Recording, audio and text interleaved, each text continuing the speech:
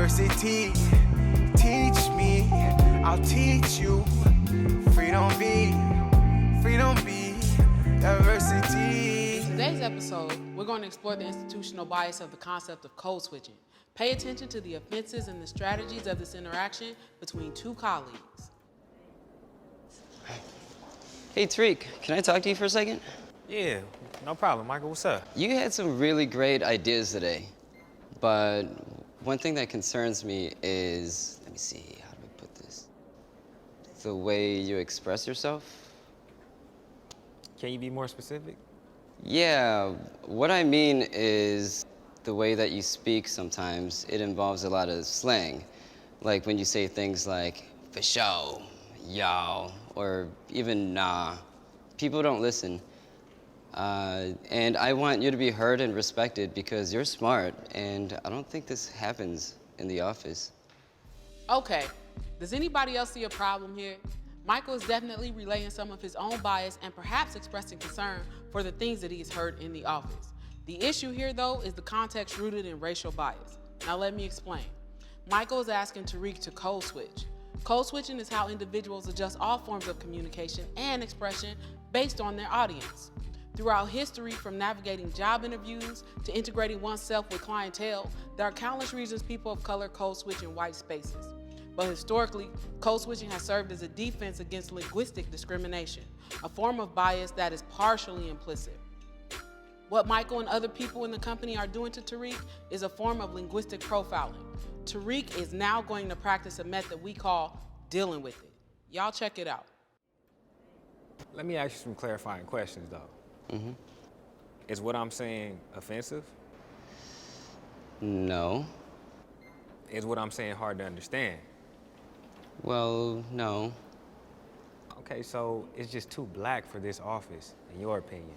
Well, yeah, I mean, you want to be respected, right? First of all, there's nothing wrong with the way I speak. I'm not using any offensive language or verbally attacking anyone. This is a conversation about preference and lingual privilege.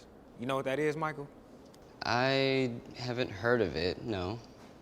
When you stated that you base my level of intelligence off the way I speak, that relates to a historical practice of whitewashing people of color in the United States. I had no clue.